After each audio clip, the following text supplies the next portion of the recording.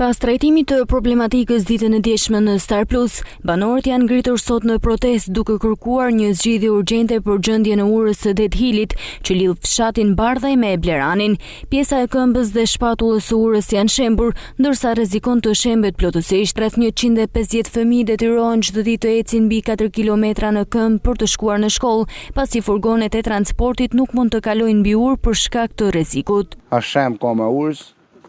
Nuk na vjen furgoni me marrë fëmin, janë rreth 150 fëmijë një të lagje si nuk vjen kur i furgon me i marrë.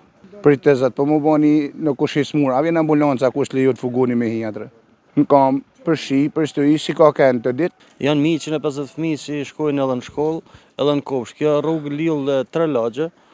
Ashtë qysh të ura të thimet, desi dalin të ura barave, kjo është si rrugë kryesore. Kjo është edhe rruga e varrezave që qënë në fshat. Ba me pas në rast, është e vështirë për me kalu. Furgoni vjen e merr deri në shtëpi, ba me kenë ura sot me kalu autobusi, ai vjen e merr deri në shtëpi, kurse sot detyrohen me qenë kam rreth 4 kilometër. E kanë tash 2 javë si ashemni kjo urë.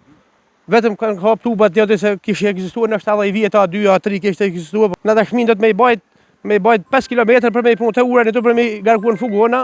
Nuk i bjen kujnë men pak të në marrë me regullu se përzohet e po bjen mrejnë e po me të dikush në te.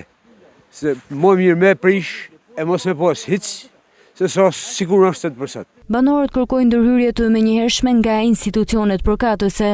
Kalojnë fëmija njerëzit si mos sheme se po mytit dikush në te. Një ka që mundësi besoj se bashkia ka mje bo. Ura e Det Hilit shërben si e vetmja dalje dhe hyrje për rreth 600 banorë të fshatit Bleran dhe Bardhaj drejt qytetit të Shkodrës. Ndërkohë, pavarësisht kërkesës së dërguar ndaj autoriteteve përkatëse 10 ditë më parë për vendosjen e një ure të re bejli në këtë zonë, ende vjen të mos merret asnjë mas, edhe pse banorët përballen çdo ditë me rrezikun.